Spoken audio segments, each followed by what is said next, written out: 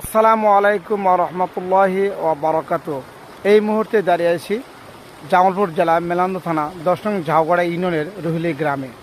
দেখতে পাচ্ছেন আমার পিছনে একটা অবস্থা যে এই এক সপ্তাহ চলমান প্রবল বৃষ্টিপাতের কারণে এখানে মাঠ ঘাট চক সব কিছু ডুবে একাকার হয়ে গেছে। শুধু তাই নয়, এখানে কৃষকদের যে ভোগান্তি দুর্ভোগ হচ্ছে সেটা অতুলনীয়। এখানে দেখতে পাচ্ছেন খড়গুলো পর্যন্ত, খড়ের পাল্লা এগুলো ডুবে গেছে।